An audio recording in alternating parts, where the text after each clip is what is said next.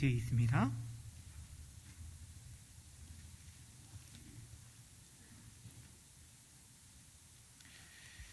다 찾으셨으면 저와 여러분이 한 절씩 교독하도록 하겠습니다.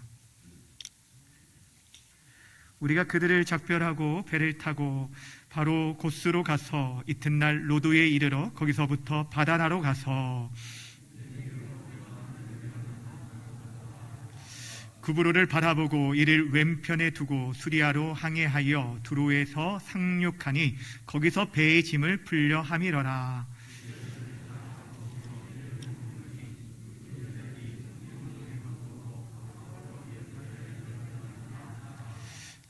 이 여러 날을 지낸 후 우리가 떠나갈새 그들이 다 그 처자와 함께 성문 밖까지 전송하거늘 우리가 바닷가에서 무릎을 꿇어 기도하고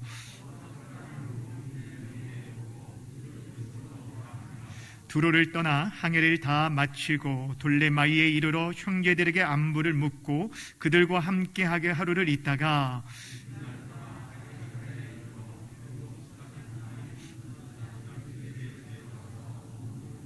그에게는 딸 넷이 있으니 처녀로 예언하는 자라.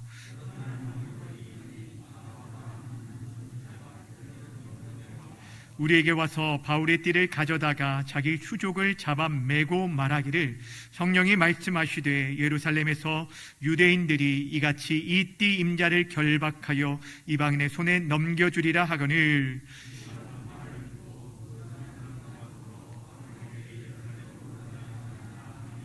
바울이 대답하되 여러분이여 어찌하여 울어 내 마음을 상하게 하느냐. 나는 주 예수의 이름을 위하여 결박당할 뿐 아니라 예루살렘에서 죽을 것도 각오하였노라 하니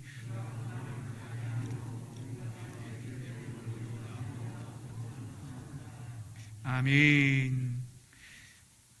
오늘 이 시간에는 주의 뜻대로 이루어지이다 라는 제목으로 말씀 증거하도록 하겠습니다. 제목을 함께 따라하겠습니다. 주의 뜻대로 이루어지이다. 다시 한번요. 주의 뜻대로 이루어지이다. 누구 뜻대로요? 내 뜻이 아니라 주의 뜻대로 이루어지리라 라는 이 말이 저와 여러분들의 고백이 되어주되 단순한 고백이 아니라 진실한 고백이 되어주고 우리의 간절한 기도 제목이 되어주기를 먼저 주님의 이름으로 축원합니다. 우리는 계속해서 사도행전 말씀을 통해서 바울의 3차 전도 여행의 과정을 우리가 나누고 있습니다. 이제 3차 전도 여행을 마무리하면서 예루살렘으로 향해는 그 경로를 우리에게 소개해 주고 있는데, 특별히 우리가 지난 시간에는 사도 바울이 3년 동안 사역했던 에베소 지역의 장로들을 밀레도에 청하여서 교회와 성도들을 의탁하고 부탁하면서 마지막 바울의 고별 설교를 나누었던 것을 우리가 함께 살펴보았습니다. 그 가운데 사도 바울이 교회를 향해서 뭐라고 말했냐면, 교회를 가리켜서 하나님이 자기 피로 사신 교회라고 하면서 이 교회가 단순한 어떤 건물이 아니라 주님의 핏값으로 세워진 그런 공동체임을 우리에게 가르쳐 주었습니다. 그만큼 누가 뭐라 해도 소중하고 하나님의 보배로운 공동체가 바로 주님의 몸된 교회라라는 것입니다. 바울은 이처럼 이 밀레도에서 에베소 장로들과 작별하고 이제 예루살렘으로 향하게 되는데, 오늘 우리가 읽은 1절부터 14절 말씀은 밀레도에서 예루살렘까지 이르는 그 경로를 소개해주고 있습니다. 예루살렘에 도착하기까지 두 곳에 상륙하게 되어지는데, 바로 두로와 가이사라라는 곳에 머물게 된 내용들, 그곳에서 있었던 내용들이 오늘 본문의 내용입니다. 그 핵심 내용은 무엇이냐면, 두로에 있는 제자들도 또한 가이사라에 있던 빌립 가정도 모두가 다 사도 바울이 예루살렘으로 내려가는 것을 말렸다라는 내용입니다. 왜냐하면 바울이 예루살렘에 내려가면 큰 어려움과 환난이 기다리고 있다는 것을 누구보다도 잘 알고 있었기 때문이었습니다. 사랑하는 여러분, 지금 사도 바울은 사명을 가지고 그 길을 갑니다. 지금 로마에까지 가기 위해서 예루살렘에 반드시 거쳐 나가야 하는데 그에게 지금 말해주고 있는 그 동역자들과 지인들의 권고와 진심 어린 충고를 통해서 어찌 보면 사도 바울은 자신을 향한 하나님의 선하신 뜻이 무엇인지, 하나님이 기뻐하신 길이 무엇인지에 대한 혼동이 왔을 수도 있습니다. 그럼에도 불구하고 사도 바울이 끝까지 그 길을, 하나님께서 원하시는 참된 뜻이 무엇인지를 분별하고 그 길을 걸어갈 수 있었다는 것입니다. 오늘 우리가 살펴보고자 하는 것이 바로 여기에 있습니다. 사도 바울이 어떻게 해서 그 주님이 기뻐하신 그 뜻을 따라서 그 길을 계속적으로 걸어갈 수 있었는지 오늘 본문을 통해 우리가 함께 살펴보기를 원합니다. 사랑하는 여러분, 오늘 이 시대에 하나님의 사람으로 부름을 받고 그리스도의 제자로 부름받은 저와 여러분들이 정말 과연 하나님의 뜻을 따라 살아간다는 것이 무엇일까요? 여러 가지 선택과 갈림길에 서 있는 우리 인생길 가운데 믿음으로 길을 선택한다는 것이 바로 무엇인지를 오늘 본문을 통해 함께 나누기를 원합니다. 그 첫 번째로 우리가 주의 뜻대로 살기 위해서는 내일에 대한 걱정 대신에 기도함으로 그 내일을 주님께 맡겨드려야 한다라는 것입니다. 그럴 때 우리는 비로소 주님의 뜻을 따라 살아가게 되어지는 것입니다. 오늘 보면 1절부터 3절까지를 보시면 사도 바울 그 일행이 밀레도를 출발해서 지금 어떻게 두로까지 도착하게 됐는지 벌써 지금 지도가 나와 있는데 이 지도를 보시면 가운데 나와 있는 것이 에베소 장로를 청했다라고 써 있는 곳이 밀레도입니다. 이곳으로부터 주황색 그 선을 따라 쭉 가면 지중해 북쪽에 있는 두로라는 항구에 도착하게 되어집니다. 이 두로에서 제자들을 찾고 그곳에 일주일을 머물게 되는데 그 머무는 동안 이 두로의 제자들이 바울에게 이렇게 말하는 것입니다. 4절 말씀 함께 읽겠습니다. 시작. 제자들을 찾아 거기서 이래를 머물더니 그 제자들이 성령의 감동으로 바울더러 예루살렘에 들어가지 말라 하더라. 아멘. 무엇을 말하고 있어요? 예루살렘으로 들어가지 말라라고 권했다는 거예요. 그런데 그들이 자신의 생각을 쫓아서 말하기보다는 성령의 감동으로 그렇게 말했다라고 하는데 좀 더 정확하게 말하면 성령께서 그들에게 무엇을 가르쳐 줬냐면 바울이 예루살렘에 내려가면 큰 어려움을 당할 것이다 라는 것을 가르쳐 주었고 이에 대해서 그들이 바울이 예루살렘에 내려가는 것이 위험하니 내려가지 말라라고 만류했다라는 것입니다. 그런데 사도 바울은 그들의 그 만류에도 불구하고 끝까지 예루살렘을 향해 나아가는 것들을 보게 됩니다. 근데 주목할 것이 무엇이냐면 이렇게 나아가는 사도 바울을 향해서 두로의 제자들이 어떻게 반응했는지 이것을 살펴봐야 합니다. 5절 말씀 함께 보겠습니다. 5절 시작. 이 여러 날을 지낸 후 우리가 떠나갈 때 그들이 다 그 처자와 함께 성문 밖까지 전송하거늘 우리가 바닷가에서 무릎을 꿇어 기도하고, 여기 주목할 단어가 바로 전송하고 기도했다라는 거예요. 따라합시다. 전송하고 기도했다. 자신들의 만류에도 불구하고 계속적으로 예루살렘을 향해 가는 그들을 그냥 보내지 않았어요. 이 두로의 제자들은 자신의 처자들을 다 동원해서 성문까지 그들을 마중 나와서 그들을 전송하고 또한 거기서 그치지 아니하고 바닷가에 함께 무릎을 꿇고 앉아서 그들을 기도하며 축복하고 파송했다라는 것입니다. 여러분 이 장면을 한번 머릿속에서 한번 그려보시길 바랍니다. 여러분 떠나는 자나 떠나 보내는 자들이 동일한 마음을 가지고 함께 기도하며 그렇게 보내는 이 아름다운 모습, 여러분 그들이 기도했던 것은 사도 바울이 예루살렘으로 내려가면 큰 어려움이 있다는 것들을 누구보다도 잘 알기 때문에 그들이 하나님 앞에 그들의 모든 사역과 삶을 의탁드리고자 그 모든 내일에 대한 불안함과 염려 속에 있는 그들을 향해서 하나님의 도우심이 그들과 함께하기를 구하면서 함께 기도하며 파송했다라는 거예요. 저는 이런 아름다운 모습을 저는 이전 사역 속에서도 여러 차례 경험하고 또 이렇게 본 적이 있습니다. 이전에 사역했던 교회에서 함께 사역했던 후배 목사님이 필리핀 선교사로 헌신을 하게 되어지고, 그리고 교회에서 한 3년 동안 훈련을 받은 다음에 파송하게 되었을 때, 그때 이러한 모습으로 축복하며 파송한 일이 있었습니다. 사실 보내는 입장에서는 당시 담임 목사님과 또 동료 목회자들이 굉장히 많은 염려와 걱정이 되었습니다. 필리핀의 낯선 땅에 가서 또 그곳에서 새로운 언어를 익혀야 하기 때문에 어학연수를 해야 하고, 또 살아야 할 집을 거처를 마련해야 하고, 정말 아무것도 인프라가 구축되지 않는 그런 상황 가운데 맨 땅에 헤딩해야 하는 그런 어려움이 있었기 때문에 많은 두려움과 염려가 있었던 것이 사실입니다. 그런데 그때에 교회가 취한 행동은 단순히 필리핀에서 정착하기 위한 초기 자금을 마련해 주는 것으로 끝나지 않았어요. 그들이 그 사역들을 감당할 수 있도록 특별 새벽 기도를 통해서 선교사 파송을 위한 특별 새벽 기도를 가지고 온 공동체가 함께 이를 위해서 함께 헌신하며 파송하게 되었습니다. 당시 출국하는 날에 그때 교역자들이 10명 이상이 함께 공항에 가서 함께 손을 잡고 뜨겁게 기도하고 그렇게 파송했던 그런 장면이 떠오릅니다.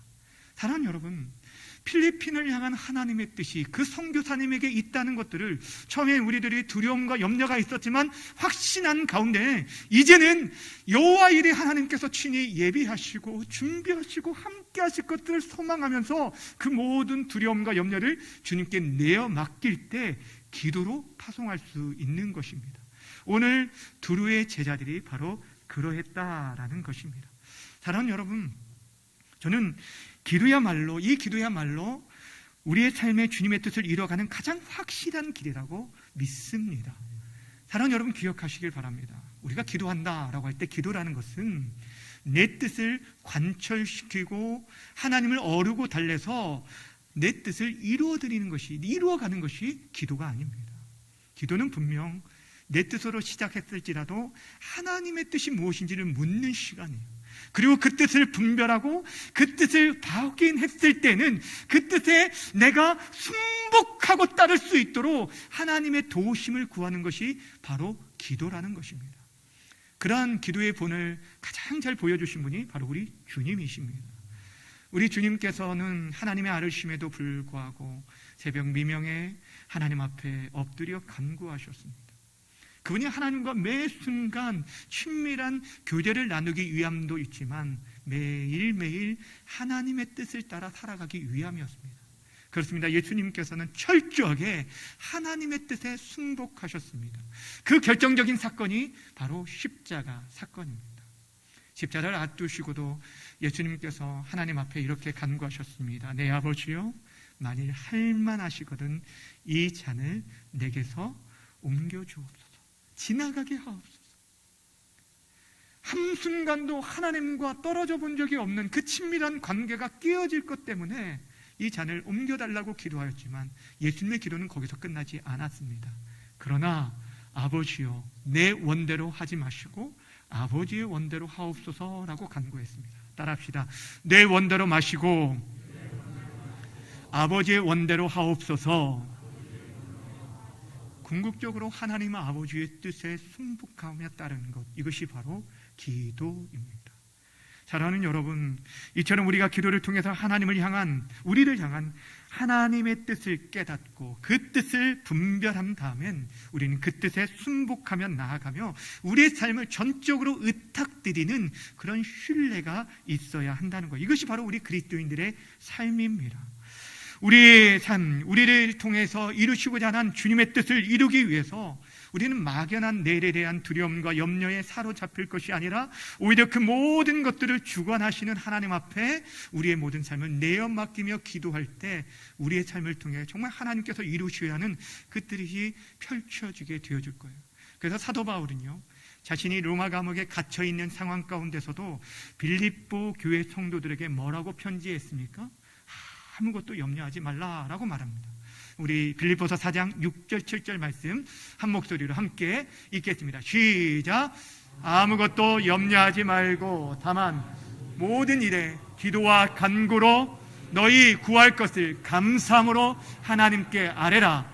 그리하면 모든 지각에 뛰어나신 하나님의 평강이 그리스도 예수 안에서 너희 마음과 생각을 지키시리라. 아멘.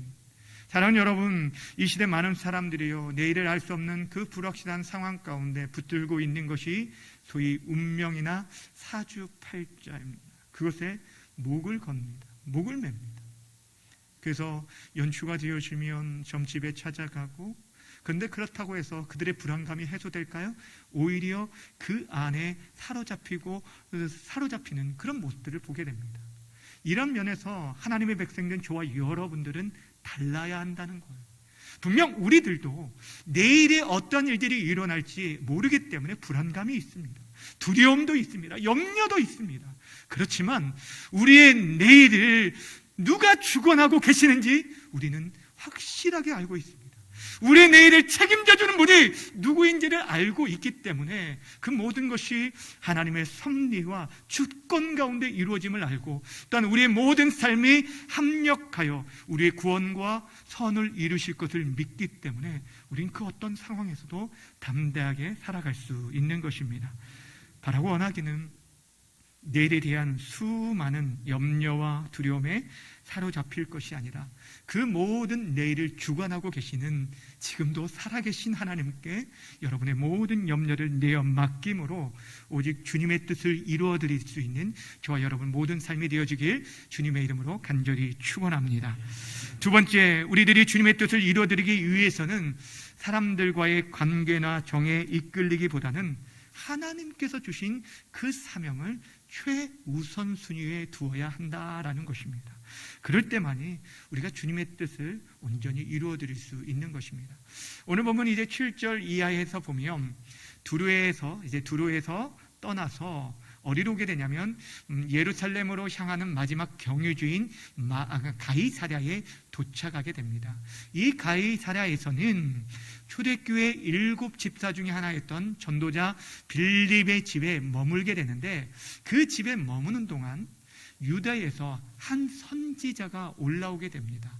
아가보라는 이 선지자인데, 이 아가보는 여러분 사도행전 11장에 보면 글라우디오 황제 때 큰 흉년이 일 것이라 라고 정확하게 예언했던 바로 그 선지자가 아가보 선지자입니다. 그런 능력의 선지자가 지금 빌립의 집에 올라와서 사도 바울에 대해서 이렇게 예언합니다. 11절 말씀 함께 읽겠습니다. 시작. 바울의 띠를 가져다가 자기 수족을 잡아 매고 말하기를, 성령이 말씀하시되 예루살렘에서 유대인들이 이같이 이 띠 임자를 결박하여 이방인의 손에 넘겨주리라 하거늘. 아멘. 지금 이 아가보 선지자가 어떻게 했냐면 바울의 띠를 가져다가 자신의 손과 발을 묶게 됩니다. 그러면서 시각적인 퍼포먼스를 통해서 뭘 얘기하고 있냐면, 지금 이 띠 임자가 예루살렘에 올라가면 유대인들에 의해서 이렇게 잡혀서 로마 군인들에게 넘겨지게 될 거라라고 예언해 주었던 것입니다. 여러분이 이 선지자의 예언을 듣고 그와 함께 있던 동료들이 어떻게 반응했겠습니까? 12절 말씀 제가 읽어드립니다. 우리가 이 말을 듣고 그곳 사람들과 더불어 바울에게 예루살렘으로 올라가지 말라 권하니 라고 말합니다. 그곳에 있던 모든 사람들이 바울로 하여금 올라가지 말도록 지금 권하고 있는 거예요. 만류하고 있는 거예요. 여기서 우리라는 것은 지금 사도행전을 기록하고 있는 누가를 포함해서 바울의 선교팀 일행과 함께 또 예루살렘 교회로 구제 헌금을 전해주고 위한 소아시아의 교회 지도자들이 다 포함되어 있습니다. 그리고 지금 그곳에 머물러 있던 사람들은 빌립과 그의 4명의 딸과 아가보 선지자를 포함합니다.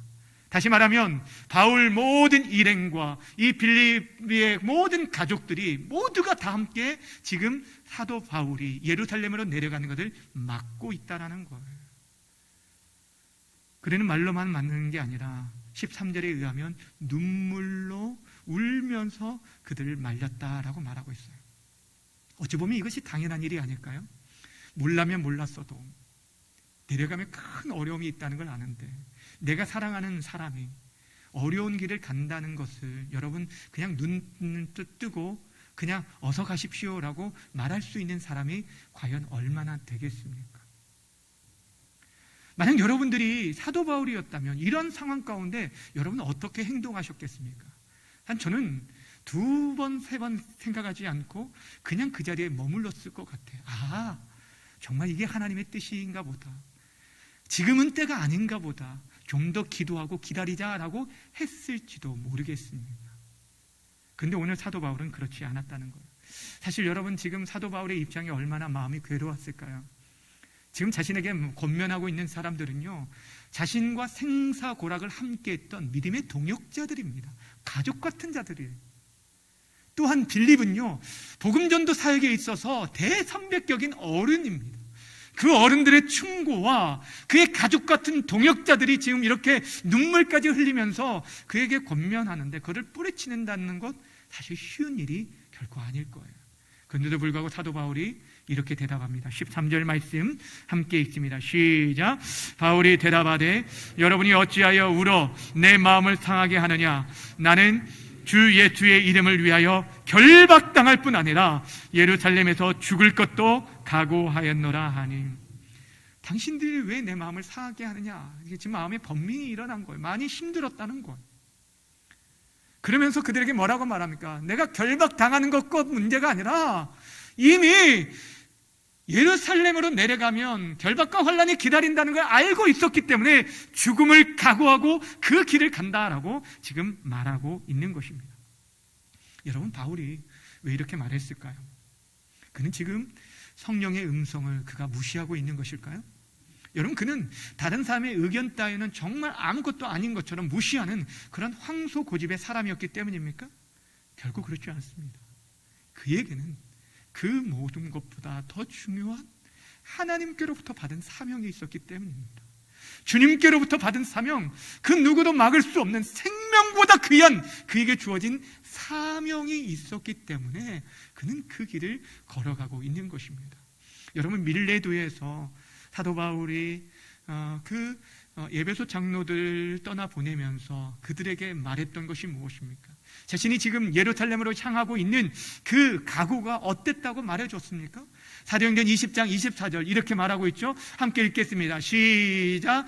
내가 달려갈 길과 주 예수께 받은 사명 곧 하나님의 은혜의 복음을 증언한 일을 마치려 하면은 나의 생명조차 조금도 귀한 것으로 여기지 아니하노라. 아멘.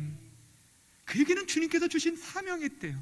달려갈 길, 멈추지 말고 계속적으로 달려갈 길이 있다는 거예요. 그 사명이 뭐라고 말하냐면 하나님의 은혜의 복음이라고 말하고 있어요.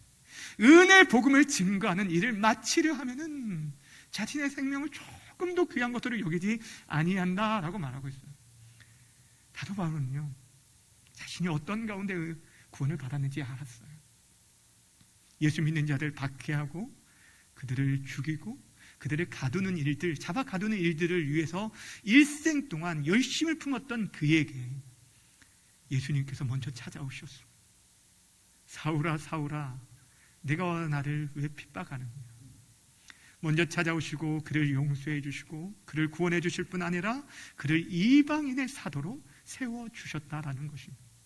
사도 바울은 말할 수 없는 그 구원의 은혜를 경험하고 나서 그 말할 수 없는, 그 갚을 수 없는 그 사랑에 내가 예수를 위해서 결박당할 뿐 아니라 죽을 것도 각오합니다 라고 하면서 지금 그 길을 가고 있는 것입니다. 여러분, 잘 기억하셔야 돼요. 사도 바울은 지금요, 성령의 음성을 무시하는 것이 아니었습니다. 오늘 본문을 보시면 아가보 선지자가 말한 것은 예루살렘에 내려가면은 큰 환란이, 그런 큰 결박이 예비되어 있다, 결박당할 것에 대한 예언을 한 것이지 예루살렘에 내려가지 말라라고 명령한 것이 아니었어요. 무슨 말인지 아시겠어요?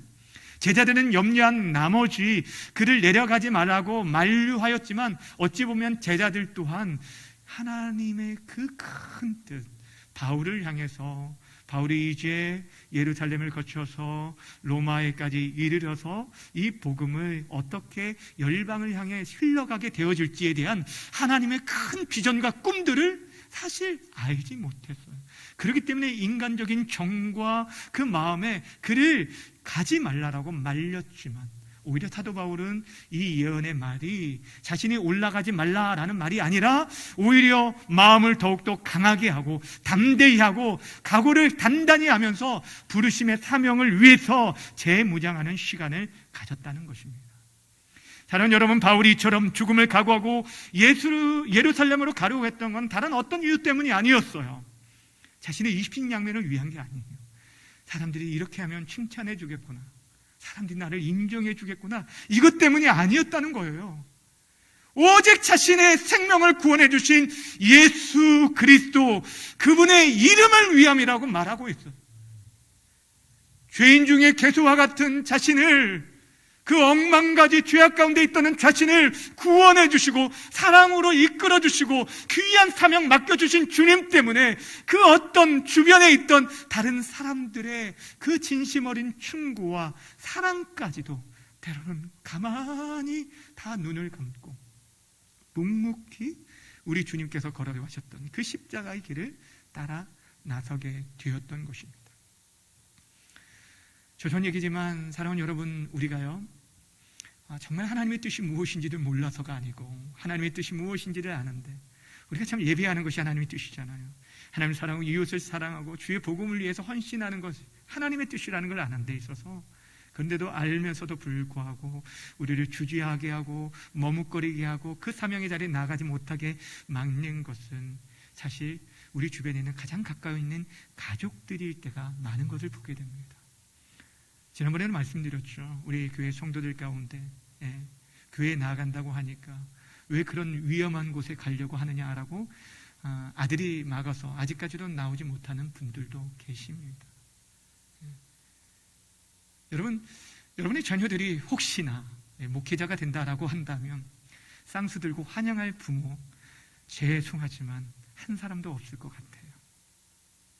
왜냐하면 저희 부모도 그랬거든요. 저희 어머니도 준호야, 이왕이면 다른 것 하면 안 되겠니? 라고 말씀하셨어요. 왜 그렇게 힘든 길을 걸어가려고 하니? 저에게는 좋은 길들이 보장되어져 있고 열려져 있는 상태였기 때문에 그렇습니다. 죄송하지만 저는 대학교 다닐 때 건설기계 기사 1급 자격증도 있었고, 대학을 졸업할 때 또 이렇게 좋은 성적으로 또 졸업을 해서 길들이 보장되어 있는 가운데 있었기 때문에 더욱더 그랬습니다. 그런데도 불구하고 사랑하는 여러분, 정말 우리를 향한 하나님의 부르심이 있다라고 한다면, 내가 정말 주님의 뜻을 이루어드리기 원한다고 한다면, 어떤 사람의 정과 인정과 또한 그들의 관계보다 더 우선시해야 할 것이 하나님께서 우리에게 맡겨진 사명이라는 것입니다. 그리고 그 사명을 위해 나아간다면 우리는 그들을 막을 것이 아니라 오히려 그들을 축복하고 그들을 위해 기도해 줘야 한다는 거예요. 여러분, 주기철 목사님을 잘 아실 거예요. 일제 치하 가운데 신사참배를 반대함으로 인해서 여러 차례 옥고를 치러야 했었는데, 그 옥중에 있을 동안 이 주 목사님으로 하여금 신사참배를 받아들이라고 종용하고 회유시키려고 했던 사람들이 누구였냐면, 그 가운데 동료 목회자들이 있었다는 사실을 여러분 아십니까? 우리가 진심으로 하는 것이 아니니까, 내가 진심으로 그 신사에 절하는 것이 아니라 다만 그냥 고개만 숙이라는 거예요. 하나님도 다 이해하실 거라는 거예요.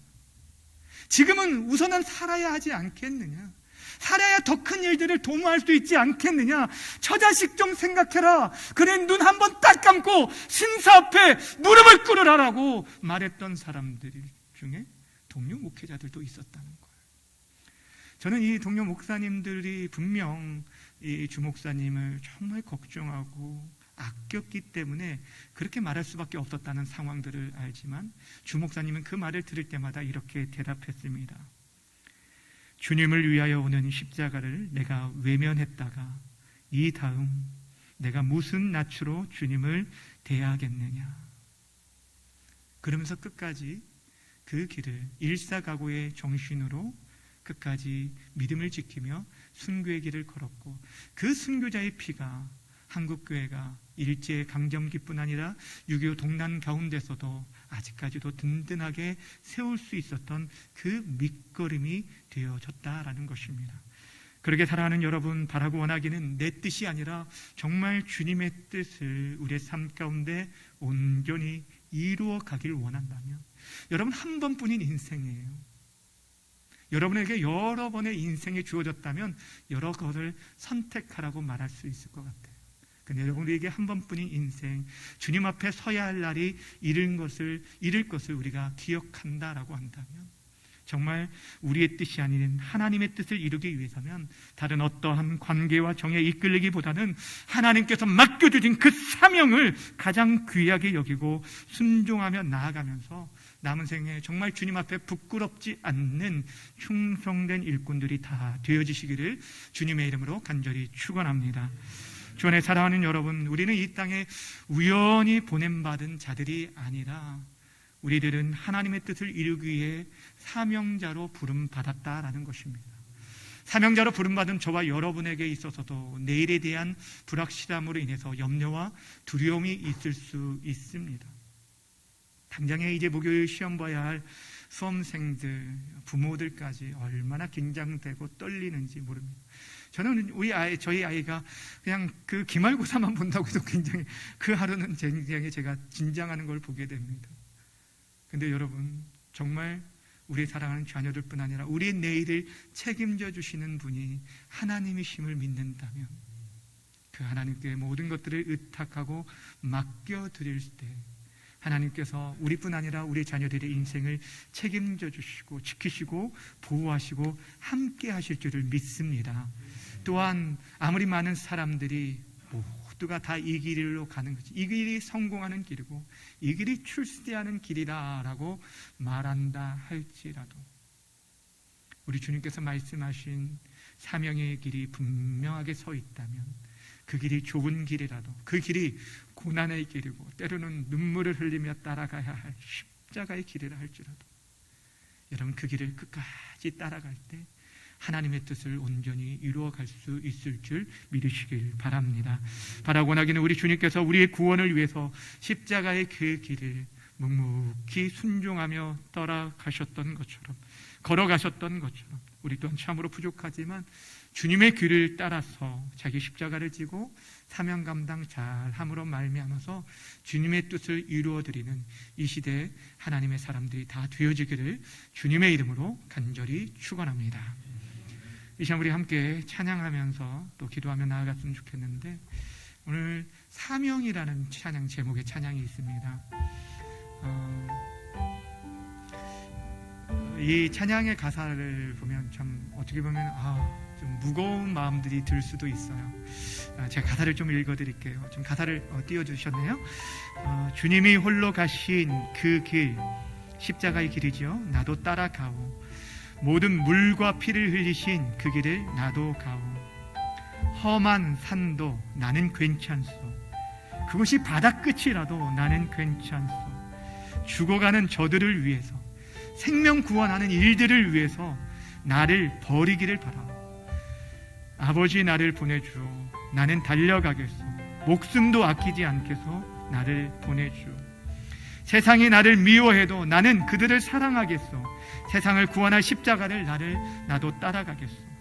생명을 버리면서까지 나를 사랑한 당신, 이 작은 나를 받아주오. 오 나도 사랑하오. 이런 가사입니다. 여러분 찬양 모르시는 분들도 우리 가사를 기억하면서, 하나님 남은 생에 내가 어떤 때 하나님의 부르심을 받을지 모르지만 주님께서 저에게 주어진 목사로서, 장로로서, 권사로서, 집사로서, 성도로서의 사명, 하나님의 자녀로서의 사명 감당하게 해주십시오. 그런 기도하는 마음으로 우리 함께 찬양하도록 하겠습니다.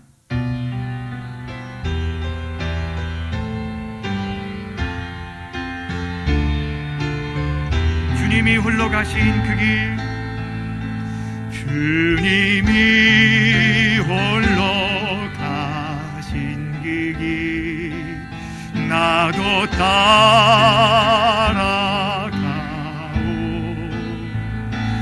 모든 물과 피를 흘리신 그 길을 나도 가오.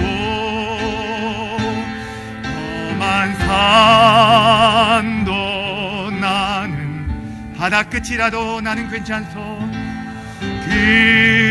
끝이라도 나는 괜찮소. 죽어가는 저들을 위해 나를 버리길 바라오. 아버지 나를 보내주오. 나는 달려가겠소.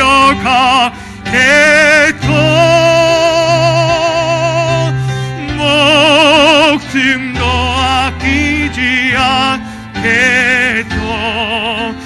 나를 세상이 나를 미워해도, 세상이 나를 미워해도 나는 사랑하겠소.